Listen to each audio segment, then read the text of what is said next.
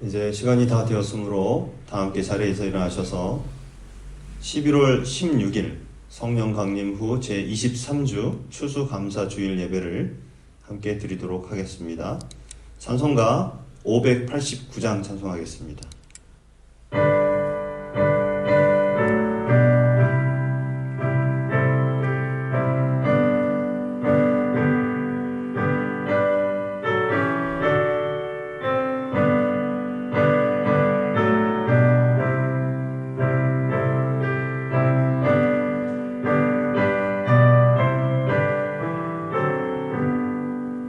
넓은 들에 익은 곡식 밝은 물결 비치며 어디든지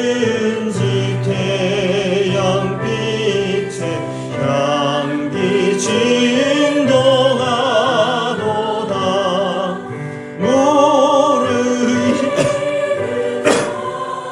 식은 낫을 기다리는데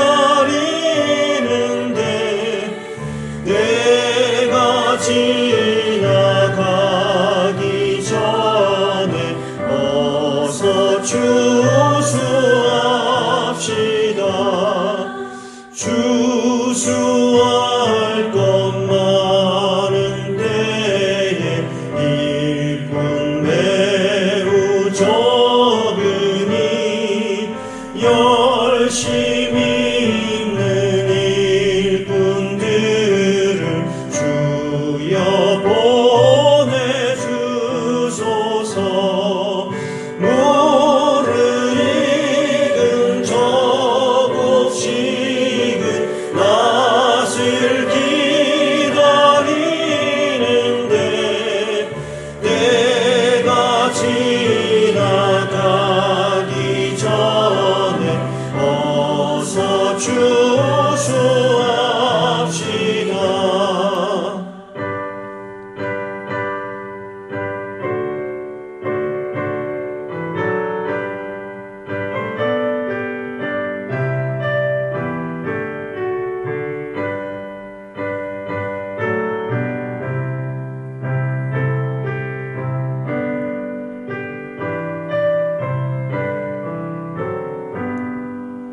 먼동 뜰 때 일어나서 일찍 들에 나가 황혼 때가 되기까지 추수하게 하소서.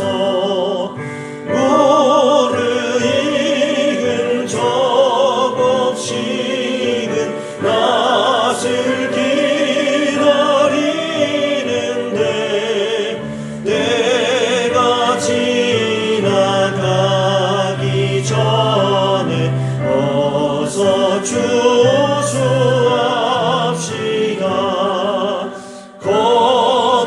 거둬들인 모든 알고 전국 창고 드린 후 주가 베푼 잔치 자리 우리 참여하겠네.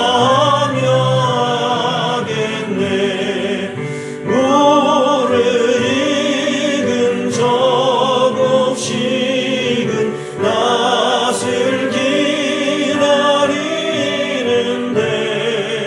내가 지나가기 전에 어서 추수합시다.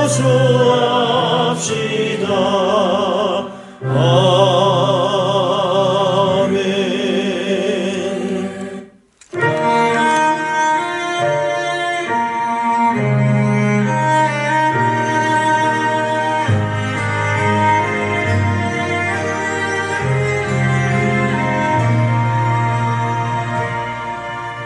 나는 하나님을 예배하는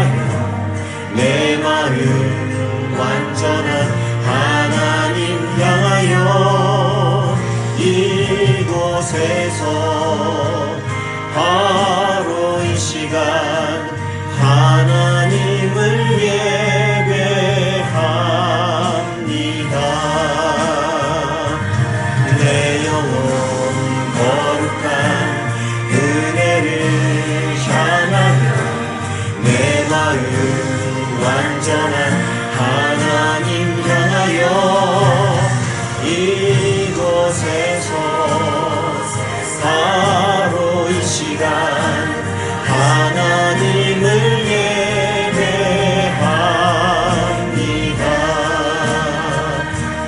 내 영혼 거룩한 은혜를 향하여 내 마음 완전한 하나님 향하여 이곳에서 바로 이 시간 하나님을 예배합니다.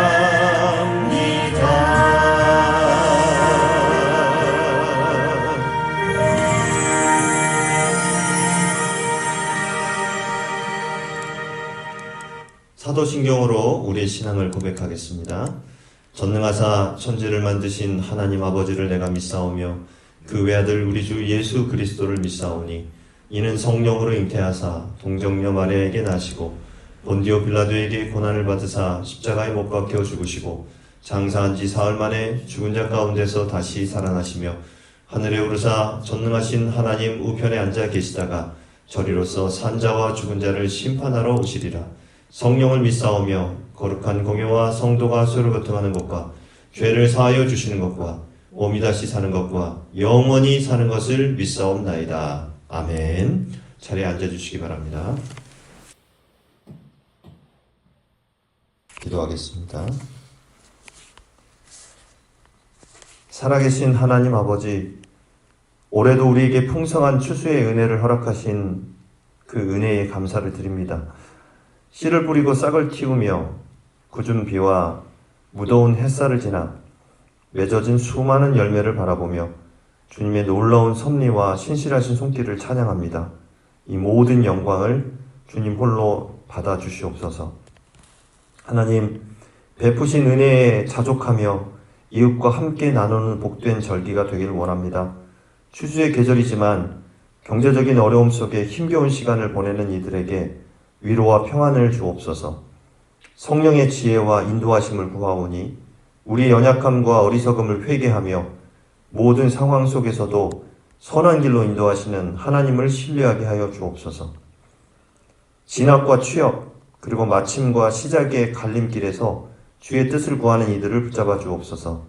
세상의 욕심이나 육신의 정욕이 아니라 주님께서 각자에게 주신 비전을 보게 하시고 헛된 욕망에 눈이 가려지지 않게 하셔서 우리를 통해 주님의 영광이 드러나게 하여 주옵소서. 거대한 세상 앞에서 기드온처럼 간구하오니 우리의 연약함을 주의 능력으로 덧입혀 주옵소서. 하나님, 한 해 동안 함께 예배한 믿음의 공동체를 축복하여 주옵소서. 힘겨웠던 시간이 지나고 주님 안에서 기쁨과 감사가 회복되게 하시고 우리의 믿음이 소망으로 자라나고 그 소망이 사랑으로 흘러넘치게 하여 주옵소서. 세우신 이 한무리교회를 통해서 주님의 영광이 더욱 빛나게 하시며 감사와 찬양이 끊이지 않게 하여 주옵소서. 하나님, 오늘도 이 자리에 모인 모든 성도들, 우리 사랑하는 형제 자매들을 기억하여 주시고 어느 곳에 있든지 주님의 은혜에 대한 감사를 잊지 않게 하시며 또 하나님께서 이 예배를 통해서 영광 받으시고 또 하나님을 말씀으로 또 찬양으로 기도로 또 우리의 모든 헌신으로 하나님 만날 수 있는 귀한 시간 되게 도와주옵소서. 모든 것을 하나님께 의지하고 또 맡기며 우리 주 예수 그리스도 이름으로 기도하옵나이다. 아멘.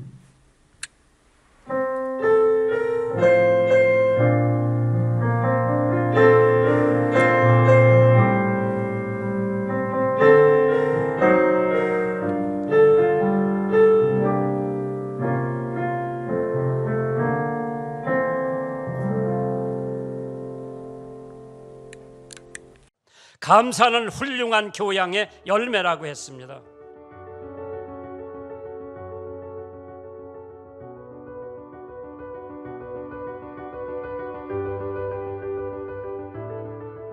영국의 신앙주의를 위해서, 신앙의 자유를 얻기 위해서 네덜란드로 갔다가 다시 미국으로 메이플라워라고 하는 배, 스피트 웨어호라고 하는 배 두 척이 흰 대륙을 향해서 떠났는데 스피트웰호는 중간에 돌아갔고 1620년 11월 29일 110명의 사람을 태워가지고 메이플라워 배는 플리머스 락이라고 하는 미국에 상륙을 합니다. 첫 겨울이 지나서 인디안들의 공격을 받고 식량 부족으로 인해서 온 사람들 절반이 죽게 됩니다. 3년이 지나 천신만고 끝에 수확의 기쁨을 얻은 그들은 감사절을 지켰습니다. 그 당시에 매사추세츠의 초대 지사로 윌리엄 브래포드라고 하는 사람이 위대한 하늘아버지께서 옥수수와 밀과 완두콩과 땅콩과 호박 등 많이 채소를 풍부하게 거두게 하셨고 숲에는 사냥감이 많게 하셨으니 바다에는 생선으로 가득 차 있고 인디안들과 맹수의 위험에서 우리를 지켜주셔 정말 각종 질병에서 구해주셨고 우리의 양심에 따라 자유롭게 하나님을 예배하는 감사절이 시작이 됩니다. 그 후에 조지 워싱턴 초대 대통령이 1789년 11월 26일을 추수감사주일로 정합니다. 그 후에 아브라함 링컨 16대 대통령이 남북전쟁 중에도 11월 마지막 목요일 날을 추수감사절로 지나게 됩니다.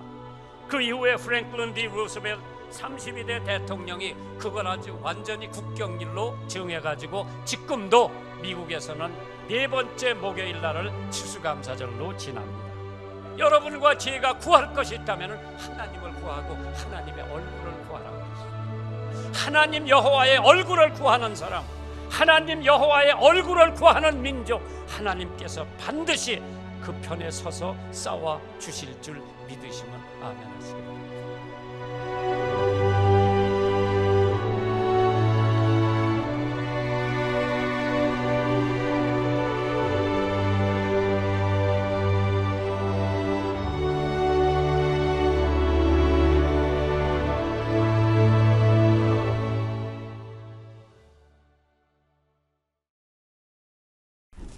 오늘은 11월 16일 셋째 주입니다. 11월 셋째 주 성령 강림 후 제23주이면서 추수감사주일입니다.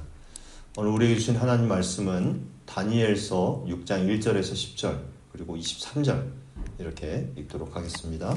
한 절씩 교독하겠습니다. 제가 먼저 읽고 마지막 절은 여러분 같이 읽도록 하겠습니다. 다리오가 자기의 뜻대로 고관 120명을 세워 전국을 통치하게 하고 또 그들 위에 총리 셋을 두었으니 다니엘이 그 중에 하나이라. 이는 고관들로 총리에게 자기의 직무를 보고하게 하여 왕에게 손해가 없게 하려 함이었더라. 다니엘은 마음이 민첩하여 총리들과 고관들 위에 뛰어나므로 왕이 그를 세워 전국을 다스리게 하고자 한지라. 이에 총리들과 고관들이 국사에 대하여 다니엘을 고발할 근거를 찾고자 하였으나 아무 근거 아무 허물도 찾지 못하였으니 이는 그가 충성되어 아무 그릇됨도 없고 아무 허물도 없음이었더라. 그들이 이르되 이 다니엘은 그 하나님의 율법에서 근거를 찾지 못하면 그를 고발할 수 없으리라 하고 이에 총리들과 고관들이 모여 왕에게 나아가서 그에게 말하되 다리오 왕이여 만수무강하옵소서. 나라의 모든 총리와 지사와 총독과 법관과 관원이 의논하고 왕에게 한 법률을 세우며 한 금령을 정하실 것을 구하나이다. 왕이여 그것은 곧 이제부터 30일 동안에 누구든지 왕 외에 어떤 신에게나 사람에게 무엇을 구하면 사자굴에 던져 넣기로 한 것이니이다. 그런즉 왕이여 원하건대 금령을 세우시고 그 조서에 왕의 도장을 찍어 메대와 바사에 고치지 아니하는 규례를 따라 그것을 다시 고치지 못하게 하옵소서 하매. 이에 다리오 왕이 조서에 왕의 도장을 찍어 금령을 내니라. 다니엘이 이 조서에 왕의 도장이 찍힌 것을 알고도 자기 집에 돌아가서는 이방에 올라가 예루살렘으로 향한 창문을 열고 전에 하던 대로 하루 세 번씩 무릎을 꿇고 기도하며 그의 하나님께 감사했더라. 같이 읽습니다. 왕이 심히 기뻐서 명하여 다니엘을 굴에서 올리라 하매 그들이 다니엘을 굴에서 올린즉 그의 몸이 조금도 상하지 아니하였으니 이는 그가 자기의 하나님을 믿음이었더라. 아멘. 자, 오늘은 다니엘서 6장을 본문으로 해서 다니엘의 감사기도에 대한 내용을 살펴보겠습니다. 제목은 전에 하던 대로 그의 하나님께 감사하였더라 라는 제목이에요. 자, 올해는요, 앞에서 우리가 영상에서 봤죠. 신앙의 자유와 정치적인 자유, 경제적인 기회를 꿈꾸면서 메이플라워호, 5월의 꽃이죠. 메이플라워. 5월의 꽃이라고 이름 붙여진 화물선을 타고 102명의 필그림 파더스라고 하는 이제 102명의 영국 사람들, 그 청교도인들이에요. 이 사람들이 신대륙 당시의 신대륙이었던 미국에 도착한 지가 405주년이 됩니다. 405주년. 그들 중에 35명은요. 청교도라고 불렸는데 퓨리탄스라고 하죠. 정확히 표현하면 분리주의자 청교도들이라고 불렸어요. Separatist Puritans라고 이렇게 불렸습니다. 영국 국교회의 탄압을 피해서 당시에 먼저 이 네덜란드 쪽에 여기 있죠. 네덜란드 쪽으로 가서 이제 피신을 해 있다가 결국 미국으로 가고자 이제 계획을 세워요. 당시에 이제 신대륙 동부 영국 식민지로의 기나긴 항해를 하게 됩니다. 원래 계획대로라면은 뉴욕 허드슨강 입구에 있는 버지니아 그 정착지에 도착하려고 했었어요. 여기 보시면은 이제 원래는 저쪽으로 이렇게 해서 버지니아 쪽으로 가려고 했었는데 그게 안 돼서 66일간의 고단한 항해 끝에 도착 예정지보다 훨씬 북쪽에 위치한 매사추세츠 주의 케이프 코드 끝자락에 위치한 프로비던스, 여기 프로비던스 타운이라고 나오죠. 저쪽에 이제 좀 확대해서 이렇게 나와 있는데 프로비던스 타운에 도착하게 됩니다. 하지만 이 추운 겨울을 그 프로비던스 타운에 머물러야 했는데 추위와 괴열병으로 절반가량이 죽게 됩니다. 그러니까 50명 넘는 사람들이 죽게 되고요. 그리고 그 다음에 봄에 살아남은 사람들은 다시 이제 아까 우리 지도에서 봤듯이 플리머스라고 하는 지역으로 다시 해안으로 이동하게 되었습니다. 필그림들이 도착했을 무렵에 이미 겨울이었기 때문에 농사가 쉽지 않았어요. 그래서 그들은 아메리칸 그 인디언들에게 농사법을 배우고 옥수수 재배 등을 배워서 새로운 곳에 터전을 마련할 수 있었습니다. 추수감사절은 그 다음 해인 1621년 가을에 생존에 도움을 준 아메리카 인디언들 90여 명을 초청해서 하나님께 감사하는 그런 예배를 드리게 되죠. 그래서 그들과 각종 농작물과 칠면조, 옥수수, 각종 채소와 과일 등을 나누면서 3일 정도 축제를 벌인 것에 유래했다고 합니다. 물론 이제 인디언들과의 관계에 대해서 다른 학설들을 주장하는 학자들도 있죠.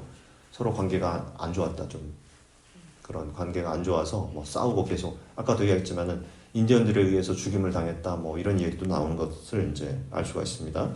그 후에 앞에서도 얘기했지만 많은 그 미국의 대통령들이 추수감사절을 국경일로 이제 지정하게 됩니다. 그리고 1941년 루즈벨트 대통령이 11월 넷째 주 목요일로 추수감사절을 정한 이후에 지금까지 성탄절과 함께 미국의 가장 중요한 국경일 중에 하나가 되었다라는 거예요. 우리 한국 개신교사에서 보면요, 우리나라의 첫 추수감사절은 한국 최초의 장로교 목사 7인 중 한 사람인 서경조 목사님, 당시에는 장로님이셨는데 서경조 목사님에 의해서 1904년부터 지켜지게 되었다고 합니다. 지금으로부터도 한 120년 전에 추수감사절을 처음으로 이렇게 지키게 되었다라는 거예요. 다만 그 시기는 개화기 때 한국에 기독교를 전한 미국의 선교사가 들어온 날짜를 기념해서 11월 셋째 주일로 지키게 되어서 오늘까지 대부분의 교회에서는 그 전통을 지키고 있습니다. 11월 셋째 주. 물론 추수감사절을 지키는 날짜는 각 교파마다 조금씩 달라요. 어느 교파에서는 11월 셋째 주가 아닌 11월 첫째 주를 지키기도 하고요. 지난번에 이제 제가 다녀온 그 추수감사 행사에 그 베들교회 같은 경우도 첫째 주로 지키는 모양입니다. 첫째 주 또는 이제 넷째 주로 지키기도 하고 또 어떨 때는 10월 마지막 주에 지키기도 해요. 왜냐하면 교회의 뭐 행사 또는 기념일 이런 것들을 이렇게 즈음해서 그 시기를 정하는 거예요. 자, 우리 교회는 어떨까요?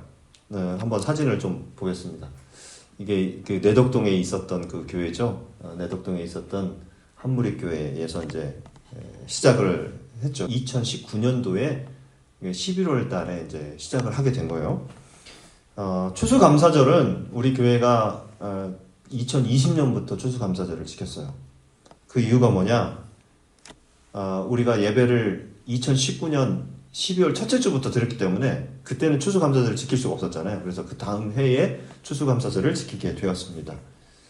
그리고 이제 이렇게 셋째 주일에 추수감사주일을 이렇게 정해서 하게 되었고, 그 다음에는 코로나 시기가 찾아왔는데 그때부터는 이제 11월 넷째 주에 예배를 드리기 시작했어요. 왜냐하면 이제 우리 교회에 제가 담임 목사로 부임하게 된 그런 배경과 연관이 있는데요. 우리 가족은 지금부터 6년 전인 2019년 11월 셋째 주 목요일 11월 21일에 청주 한무리교회의 사택으로 이사를 오게 되었습니다. 이제 그러면서 이제 부임이 되게 된 거죠. 하지만은 이사를 하고 나서 짐 정리도 해야 되고 또 이제 그 개척에 대한 그런 그 정비와 준비가 필요했기 때문에 바로 주일 예배를 드리지 못하고 이제 몇 주 준비 기간을 갖게 되었던 거예요. 그래서 11월 1일부터 주일 예배를 시작하게 되었습니다. 그래서 11월 마지막 주 주일과 또 이제 그 한 주간의 그 시간이 굉장히 중요했기 때문에 그때부터는 11월 넷째 주에 예배를 이제 드리고자 했었죠. 그래서 이제 계속 그 다음 해부터는 뭐 비록 못 드리는 해도 있었어요. 코로나 때문에.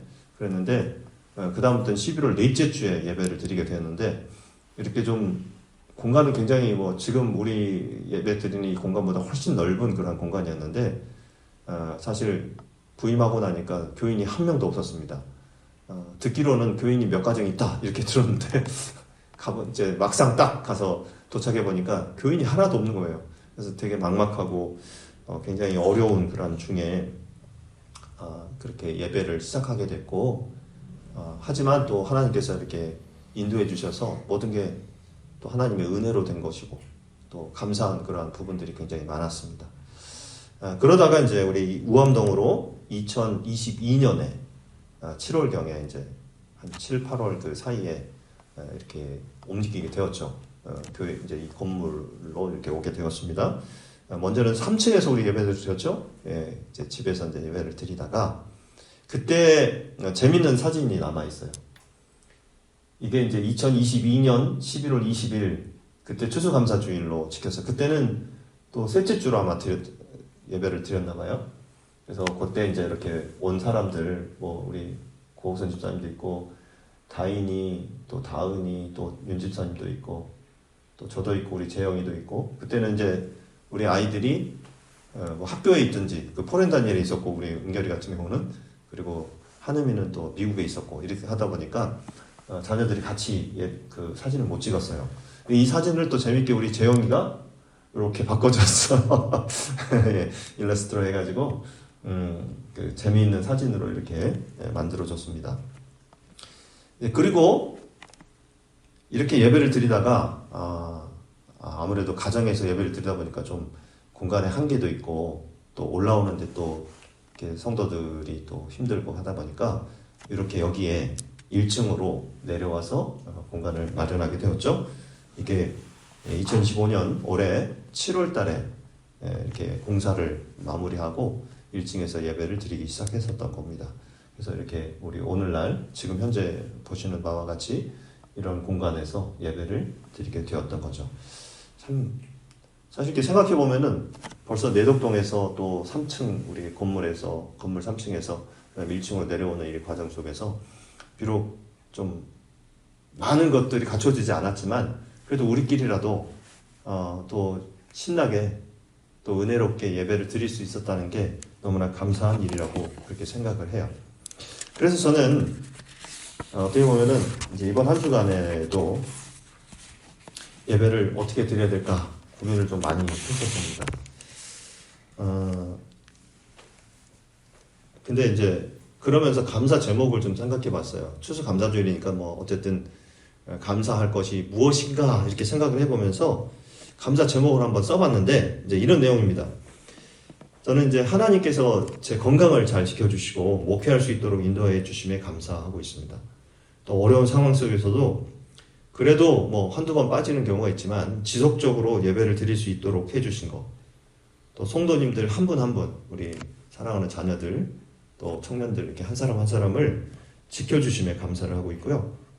또 우리 부부가 뭐 지금은 이제 아이들을 가르치는 그런 학교 현장에 있지 않지만 건강하게 하루하루를 살아갈 수 있도록 지켜주심을 감사드리고 있고, 또 우리 큰딸 하늘이가 미국에서 유학생활 잘 마치고 거기서 공부를 마치고 이제 한국에서 자신의 미래를 준비할 수 있도록 그런 시간을 주신 것에 되게 감사를 하고 있습니다. 또 우리 한결이도 지금 미국에서 유학생활을 잘 하고 있고, 그리고 우리 은결이도 이제 학교생활 잘 하면서 이제 고등학교 입학을 앞두고 있는 그런 그 상황 속에서 또 잘 적응하고 있음에 감사를 드리고요. 자, 때로는 이렇게 이제 그래도 좀 힘들어도 매번 이제 드리는 예배 영상을 편집해가지고 유튜브에 올리고 있는데, 그래도 많은 분들이 찾아와서 조회수는 많이 나오지는 않지만 그래도 찾아와서 이렇게 교회에 대해서 소식을 듣고 또 설교의 은혜도 받고 있다고 하고, 또 때로는 이제 후원금도 보내주시고 하다 보니까 조금 이제 그런 그 좀 서로의 소통 이런 것들이 유튜브를 통해서 이루어지는 그런 것들이 되게 감사해요. 우리 가족들 우리 모든 가족들 또 우리 성도들 건강과 또 믿음을 지켜주심에 감사를 하고 있습니다. 성경에 보면요 이런 말씀이 있어요. 시편 50편 23절인데 같이 한번 읽어볼까요? 시작. 감사로 제사를 드리는 자가 나를 영화롭게 하나니 그의 행위를 옳게 하는 자에게 내가 하나님의 구원을 보이리라. 이렇게 말씀하고 있어요. 어쨌든 저의 기도의 제목뿐만 아니라 여러분들의 기도의 제목도 하나님께서 그 감사의 내용을 기쁘게 받아주시고 또 우리의 그 감사의 제목이 하나님께 아름다운 향기를 올려줄 수 있기를 바랍니다. 자, 그래서 오늘 본문을 우리가 읽어봤는데 오늘 본문을 중심으로 해서 다니엘의 감사 기도에 대해서 함께 나누면서 은혜를 함께 나누도록 하겠습니다.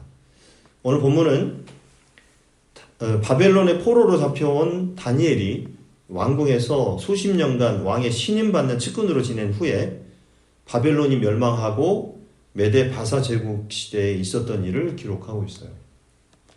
오늘 본문을 보시면 다리오가 자기의 뜻대로 고관 120명을 세워 전국을 통치하게 하고 또 그들 위에 총리 셋을 주었으니 다니엘이 그 중에 하나이라. 이는 고관들로 총리에게 자기의 직무를 보고하게 하여 왕에게 손해가 없게 하려 함이었더라. 다니엘은 마음이 민첩하여 총리들과 고관들 위에 뛰어남으로 왕이 그를 세워 전국을 다스리게 하고자 한지라. 이렇게 말씀하고 있죠. 당시에 메데 바사 그 제국의 최고 통치자는 고레스 왕이었어요. 고레스에 의해서 바벨론 지역을 다스리는 통치자로 임명된 사람이 다리오 왕이었습니다. 그러니까는 고레스 왕이 있고 그 다음에 이제 파견된 그 지역을 담당할 또 왕으로 세워진 사람이 다리오 왕인데, 다리오 왕에게 이제 다니엘이라는 사람이 눈에 띄어요. 다니엘이라는 사람은 이제 그 전에 아까도 말씀드렸지만 바벨론이 멸망하기 전에 그 바벨론 지역에 이제 어떤 총리 대신이죠. 바벨론 지역의 대신인데 그 사람이 인정을 받았는데 정권이 바뀌고 난 다음에 아주 나라가 바뀌고 난 다음에도 그 새로운 왕 다리오 왕에게 신임을 받게 돼요. 눈에 띄게 돼요. 그래서 총애를 받게 되죠. 그리고 120명의 지역 총리 중에 3명의 선임 총리 중에 한 사람으로 임명이 됩니다. 3사람이 120명을 다스리는 거예요. 이제 관리를 하고 그 다음에 120명은 각 지역을 다스리고. 그래서 그의 성실함과 지혜로움으로 맡은 국사를 잘 처리하는 그런 상황이었습니다. 그랬는데 문제는 이 총리들과 고관들이 국사에 대하여 다니엘을 고발할 근거를 찾고자 했으나 아무 근거 아무 허물도 찾지 못하였으니 이는 그가 충성되어 아무 그릇됨도 없고 아무 허물도 없음이었더라. 이렇게 기록하고 있죠. 다니엘의 주변에 있었던 사람들이 다니엘을 너무 시기하는 거예요. 저 사람이 포로 출신인데 저렇게 왕의 총애를 받다니, 그러면서 이제 모함하려고 막 찾는 거죠. 그런데 흠잡을 일이 하나도 없는 거예요. 너무나 완벽하고 또 어떤 행정적인 처리나 모든 것들을 자기 역할을 잘 해내고 감당해내는 그런 사람이기 때문에 아, 저 사람은 진짜 흠잡을 데가 없는 사람이구나, 이렇게 생각을 하는 거죠. 그리고 너무 충성된 사람이었어요. 그래서 그 무리들이 한 가지 계략을 꾸밉니다. 어떤 계략이냐면 그것은 이제 왕에게 이제 가서 요청을 하죠. 앞으로 30일 동안 누구든지 왕 외에 어떤 신에게나 사람에게 무엇을 구하면 어디에 던져져요? 사자굴에 던져 넣기로 하는 그런 규례를 정하라고, 그리고 공포하라고 이렇게 요청을 하게 됩니다. 다리오 왕은 뭐 아무것도 모르죠. 이런 그 어떤 모략에 대해서 이제 잘 모르고, 왜냐하면 다리오 왕만 섬기게끔 하는 그런 그 계획이었기 때문에 다리오 왕이 좋아할 수밖에 없죠. 아, 그래? 그러면 만두지 뭐. 근데 이제 그 대신들이 이 법은 한 번 정하면 절대로 앞으로 영원히 바꾸지 못하도록 그렇게까지 도장을 찍게 만들어요. 자, 그러면 이런 상황 속에서 다니엘은 어떻게 감사를 했을까? 이런 상황 속에서 첫 번째로 위기 중에 드린 감사 기도입니다. 오늘 본문 10절 말씀을 같이 한번 읽어볼까요? 시작. 다니엘이 이 조서에 왕의 도장이 찍힌 것을 알고도 자기 집에 돌아가서는 윗방에 올라가 예루살렘으로 향한 창문을 열고 전에 하던 대로 하루 3번씩 무릎을 꿇고 기도하며 그의 하나님께 감사하였더라. 이렇게 돼 있죠. 다니엘은 다리오 왕이 내린 명령에 대해서, 그 법에 대해서 잘 알고 있었습니다. 이제 뭐 들었죠. 그 내용에 대해서 그 내용이 얼마나 중요하고 엄한 명령인지 잘 알았어요. 그리고 그 명령을 어길 시에는 어떻게 된다? 사자굴에 던져진다. 이것도 알게 되었습니다. 하지만 다니엘은 어떻게 합니까? 그 조서에 왕의 도장이 찍힌 것을 알고도 자기 집에 돌아가서는 윗방에 올라가 예루살렘으로 향한 창문을 열고 전에 하던 대로 하루 3번씩 무릎을 꿇고 기도했다. 그리고 하나님께 감사했다. 이렇게 되어 있습니다. 이 다니엘의 기도는요, 다니엘이 하나님께 드린 이 기도는 목숨을 걸고 한 행동입니다. 세상 사람들이 보기에는 참으로 어리석은 행동처럼 보일 수 있습니다. 왜냐하면 사람들은 이렇게 생각했을지 몰라요. 아니, 왕이 명령을 내렸는데 며칠 동안, 30일 동안만 하나님께 기도를 좀 그냥 속으로 하든지 그냥 사람들 모르게 하든지 이렇게 하면 되지 않냐고. 그러면 목숨을 잃을 일도 없고 그 법을 어겼다고 누가 이야기할 사람도 없고, 이러니까 그렇게 하지 왜 굳이 습관대로 창문을 열고 무릎을 꿇고 기도를 했느냐. 이거 사람들이 다 보이는 행동이잖아요. 창문을 열고 무릎을 꿇고 하나님께 기도하는 것은.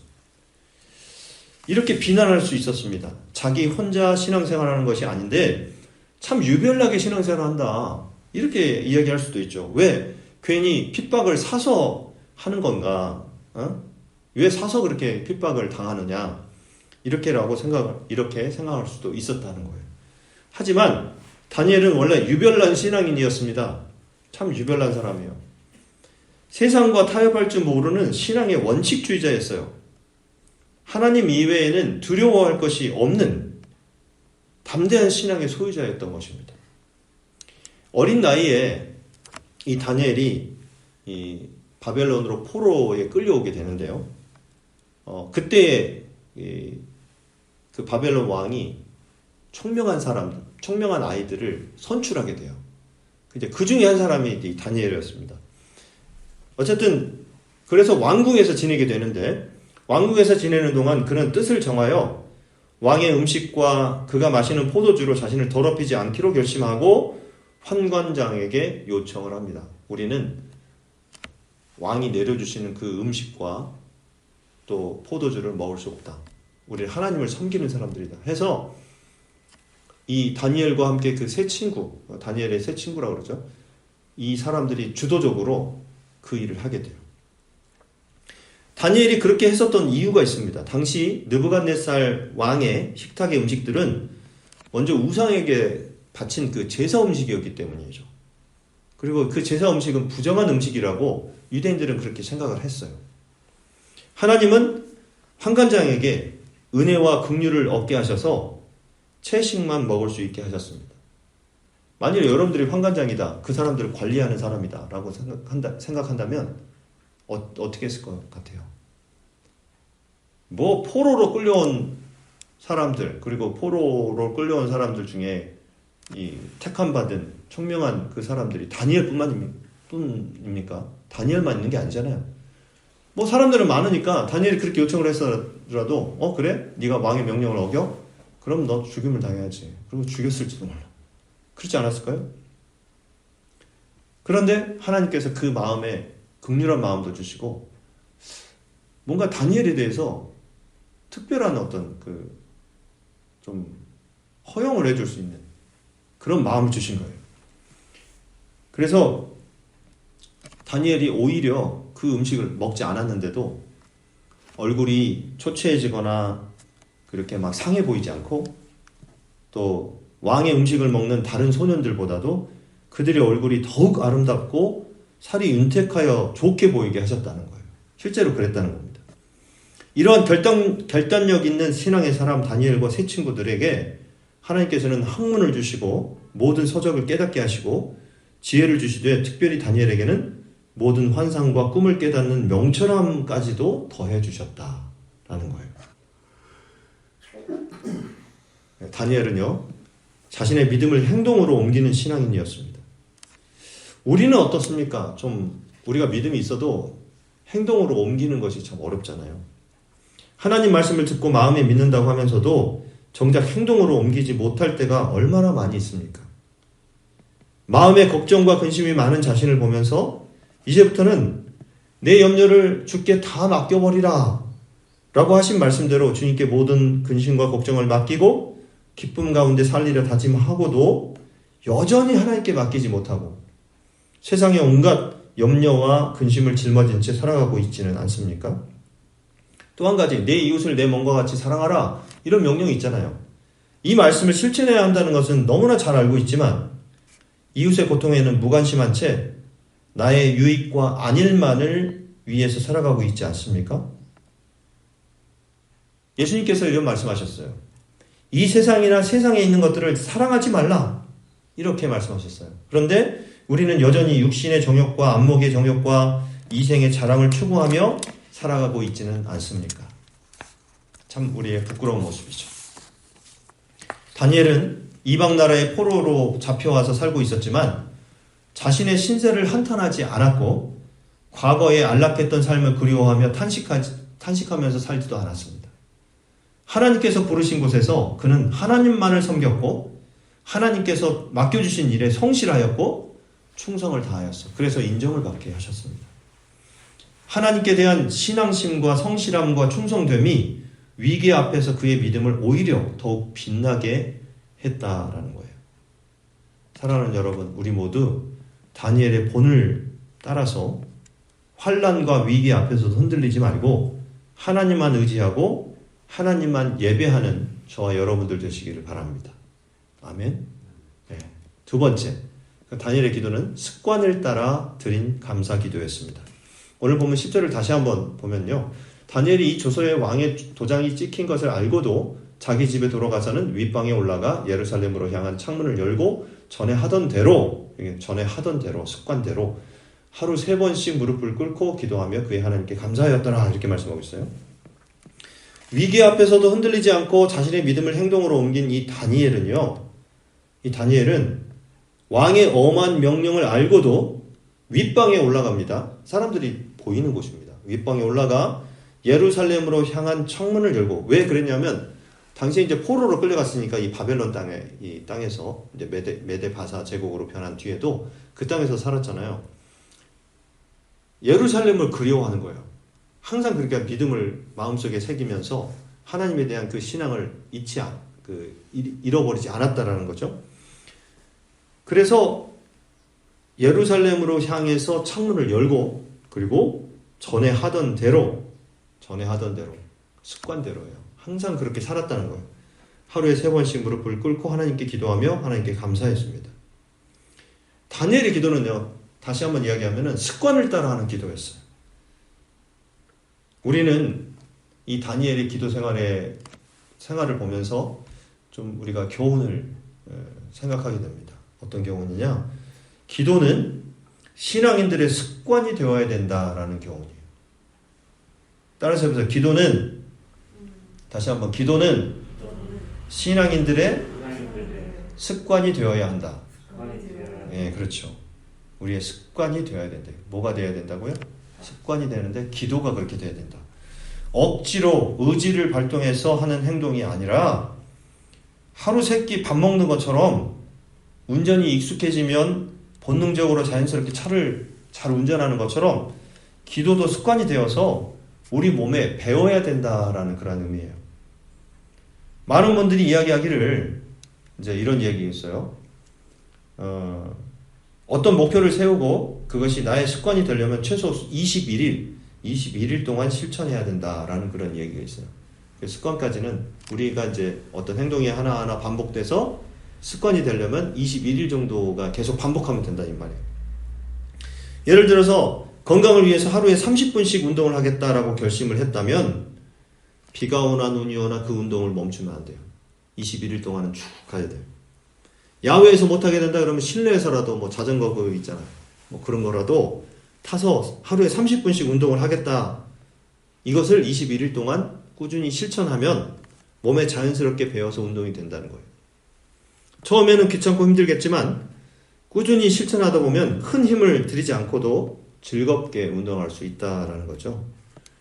성경에 이런 말씀이 있어요. 디모데전서 4장 8절 말씀 같이 한번 읽어볼까요? 시작. 육체의 연습은 약간의 유익이 있으나 경건은 범사에 유익하니 금생과 내생의 약속이 있느니라 이렇게 말씀하고 있어요.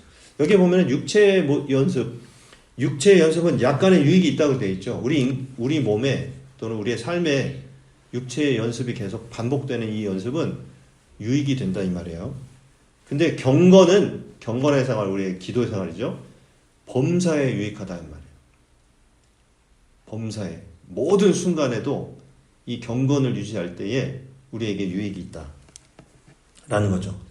경건한 삶을 살기 위해서 매일 10분씩 기도하고 하루 3장 성경 읽기를 결심한다면 또 이것을 21일 동안만 실천해 보면요, 이게 몸에 밴다는 거예요.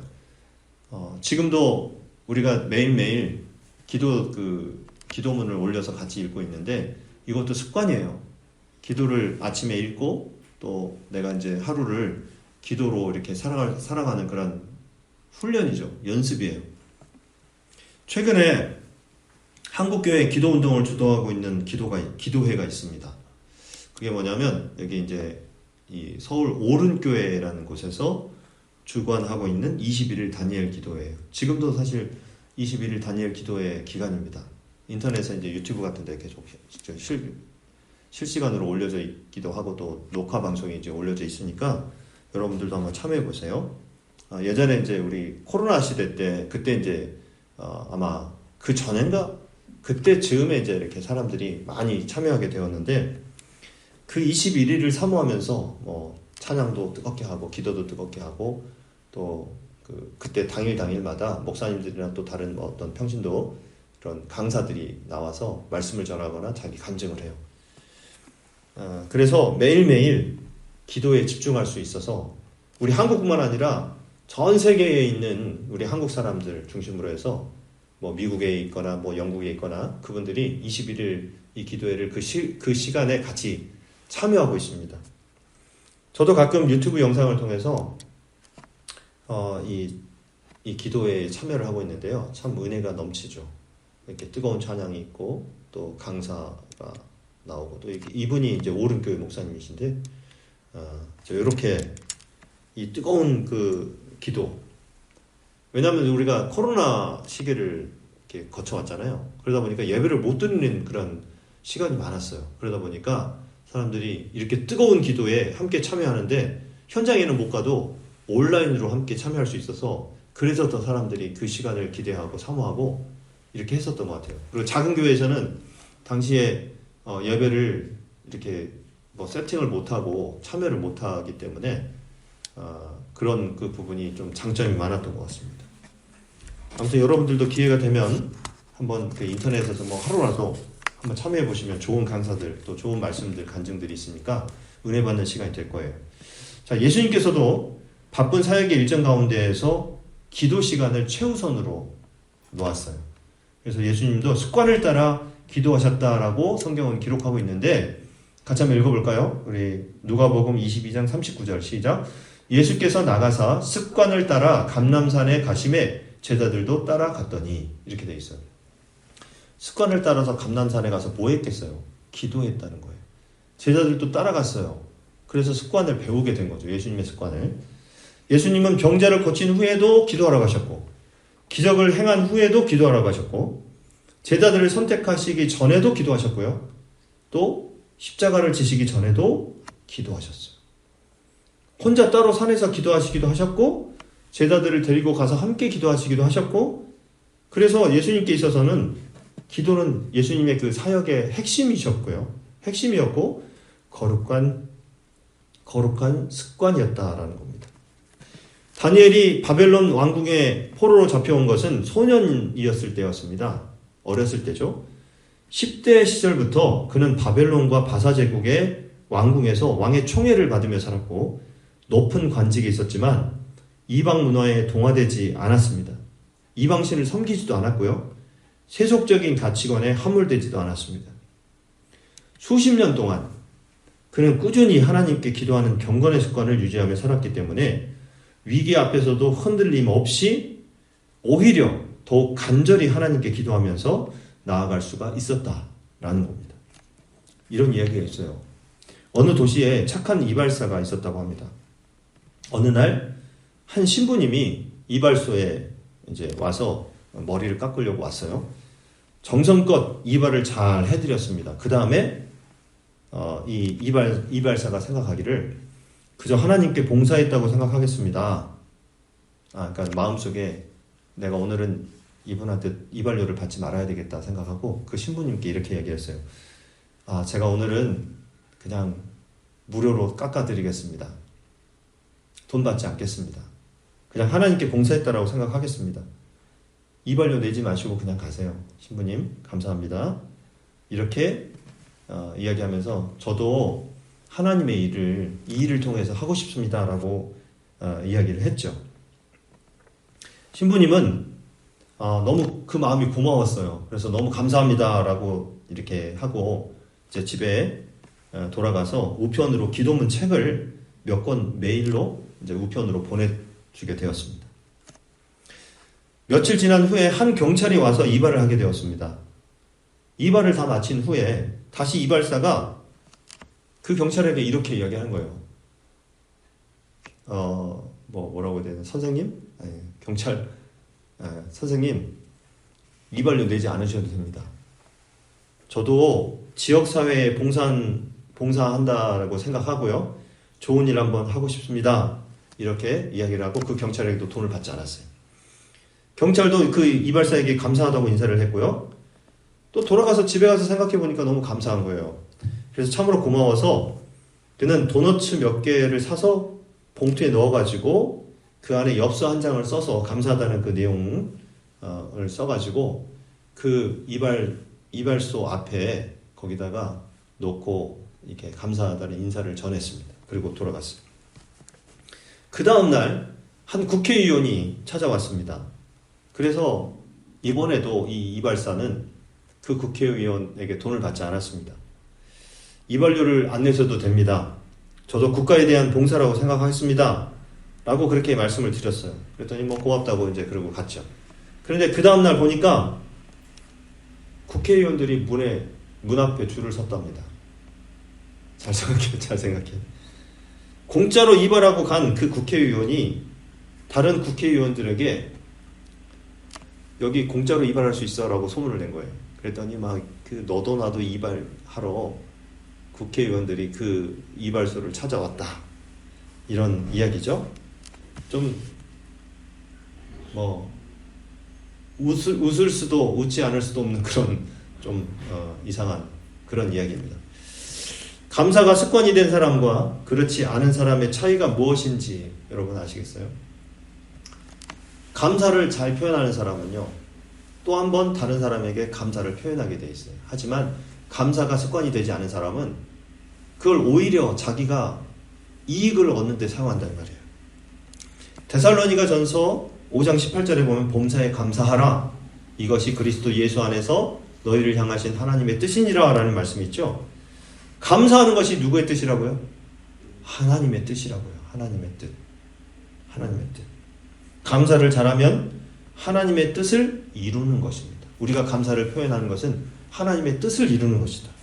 우리는 항상 감사할 조건과 감사하기 힘든 조건을 같이 갖게 됩니다. 어떤 경우에는 감사할 조건이 있어요. 하지만 반대로 감사하지 못할 그런 조건도 있습니다. 그런 힘든 상황을 만나게 됩니다. 대부분 우리 앞에 있는 상황들은 감사하기 힘든 그런 일일 수도 있습니다. 그러나 다시 살펴보면 그 안에서 우리는 다시 감사할 수 있습니다. 그리고 그 감사가 우리의 인생을 바꾼다는 사실을 기억해야 됩니다. 삶이 바뀌어서 감사할 수 있는 것이 아니라 감사할 수 있을 때 인생이 바뀌기 시작한다라는 사실을 여러분 기억하세요. 우리 모두 다니엘처럼 그리고 예수님처럼 거룩한 기도의 습관을 가질 수 있기를 바랍니다. 매일매일 우리가 이렇게 아침마다 읽는 그 기도문이 여러분들에게 좀 좋은 그런 길잡이가 될 거예요.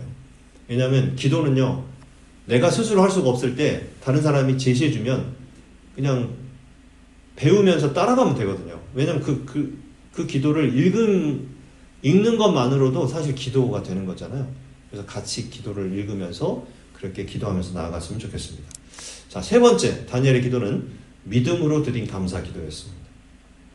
다니엘은 하나님의 전지전능하심과 만물을 통치하심을 잘 알고 있었습니다.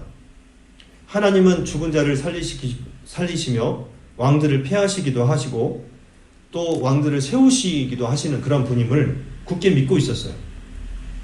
다니엘에게 지혜를 주셔서 하나님께서 행하실 은밀한 일들을 밝히 드러내 보이시는 분이 하나님이심을 그는 확실히 믿고 있었습니다. 다니엘은 굉장히 지혜로운 사람이었고 총명한 사람이었죠. 믿음의 새 친구들이 뜨거운 풀무불에 던져졌을 때에도 하나님께서 지키시고 보호하셨잖아요. 또 그들의 머리털 하나도 태우지 않으셨어요.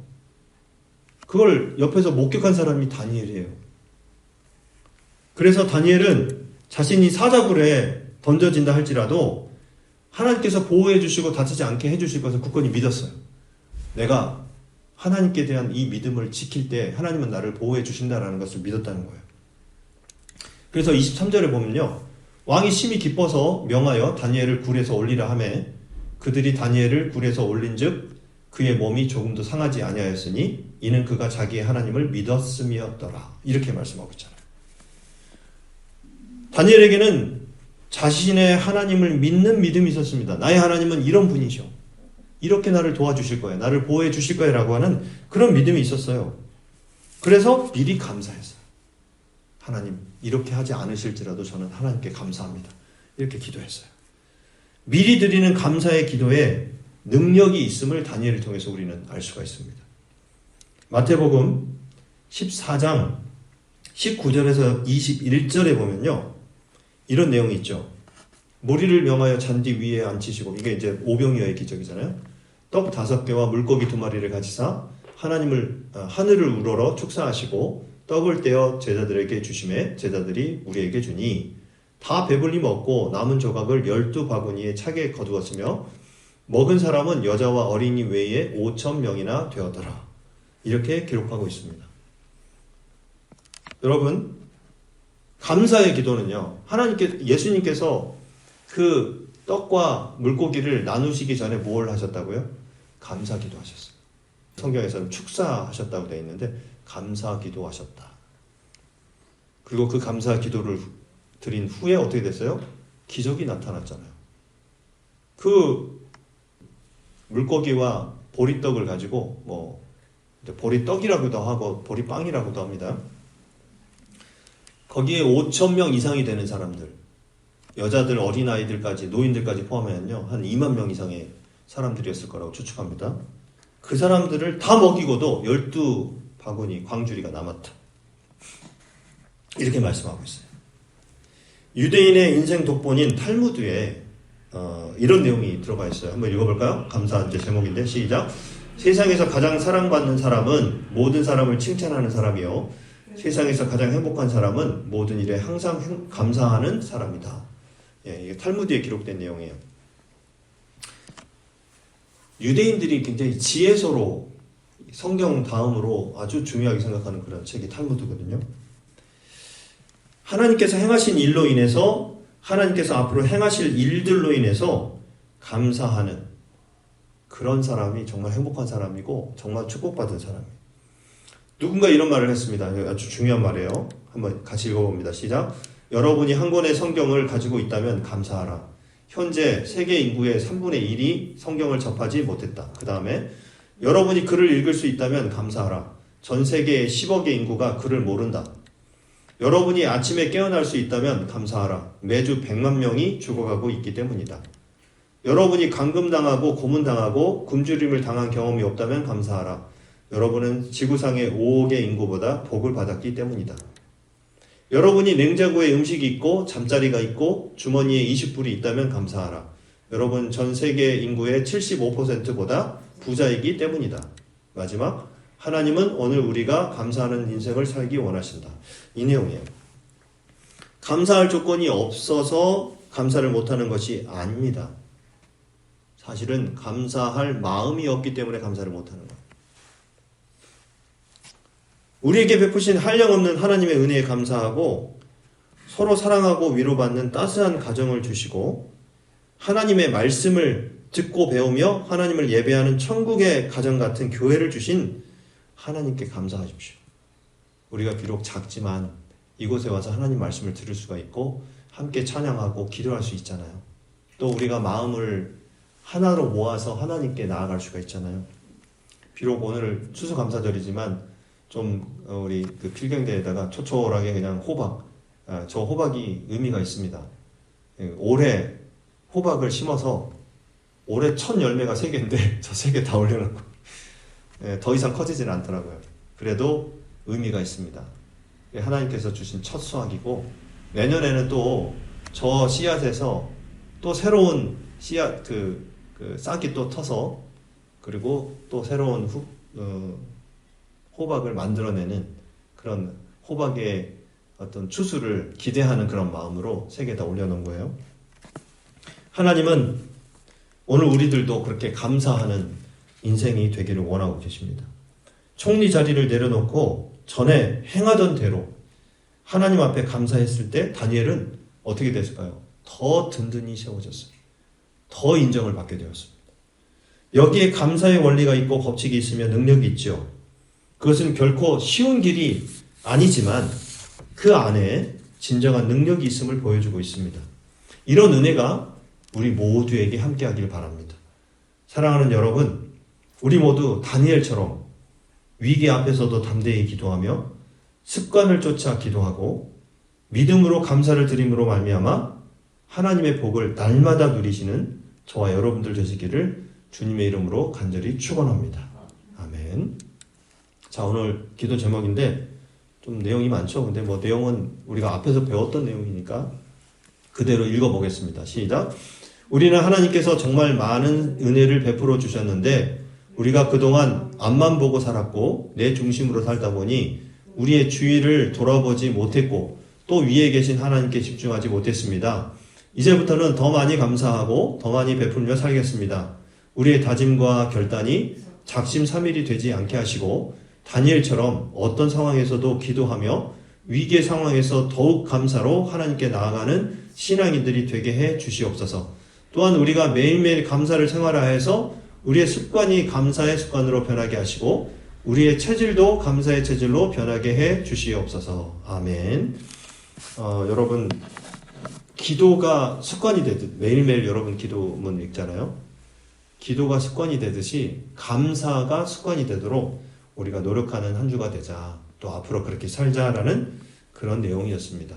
자, 우리 별단의 찬양은 날 구원하신 주 감사, 이거 너무 잘 아는 찬양이니까 이 찬양 부르시고 오늘은 이제 결단의 기도는 같이 이렇게 기도문으로 대치하도록 하겠습니다. 날 구원하신 주 감사, 모든 것 주신 감사, 지난 추억이 내 감사, 모내 곁에 계시네, 향기로운 봄철의 감사, 외로운 가을날 감사, 사라진 눈물도 감사, 나의 영혼 평안에 응답하신 기도 감사, 거절하신 것 감사, 헤쳐나온 풍랑 감사, 모든 것 채우시네, 아픔과 기쁨도 감사, 절망 중 위로 감사, 증량 못할 은혜 감사, 크신 사랑 감사해, 길가에 장미꽃 감사, 장미 가시도 감사,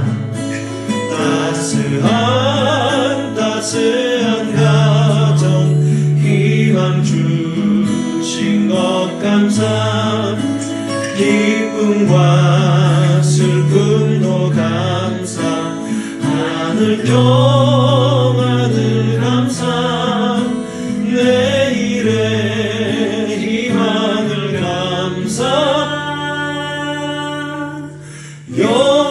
영원토록 감사해. 네, 여러분, 우리 결단의 기도는 아까 기도문을 대치했고요. 교회 소식 알려드리겠습니다. 2025년 이제 12월 달, 11월 달도 얼마 남지 않았죠. 이제 11월 달도 중순을 넘었어요.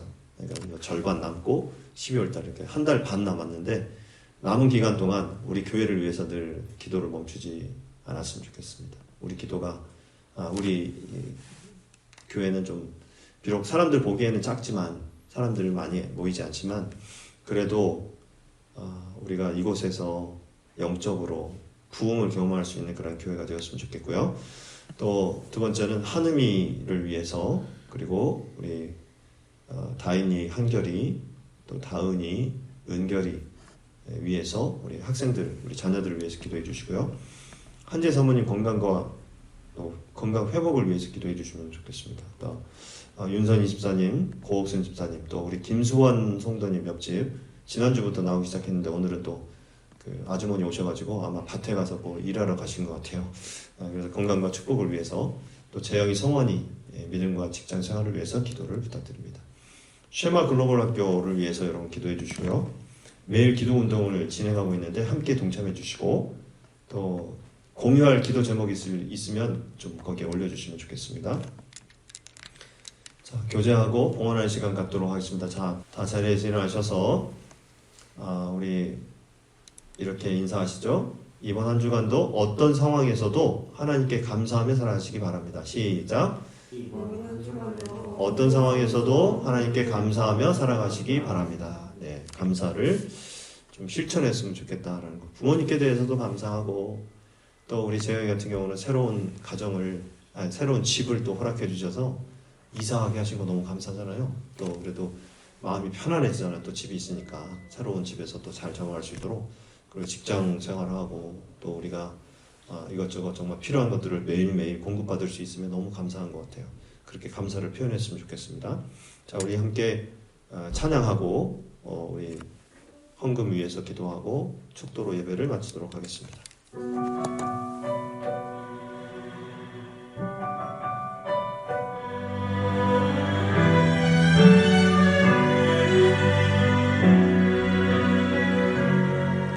너의 가는 길 평강 있으리. 평강의 왕 함께 가시니 너의 걸음 걸음 주 인도하시리. 주의 강한 손 널 이끄시리. 너의 가는 길에 주의 축복 있으리. 영광의 왕 함께 가시니 내가 밟는 모든 땅 주님 다스리니 너는 주의 길 예비케 되리.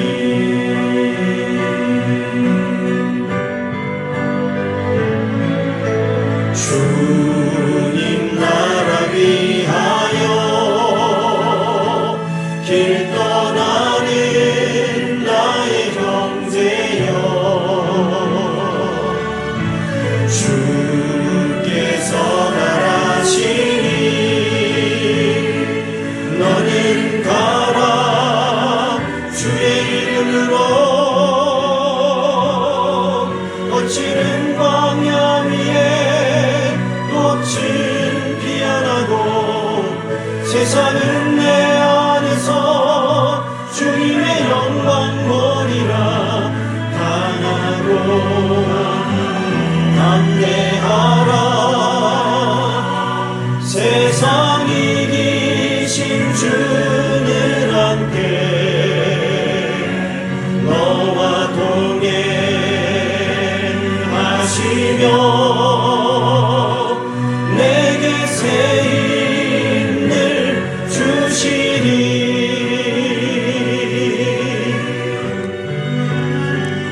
자, 드려진 예물을 위해서 봉헌하고 축도로 예배를 마치겠습니다.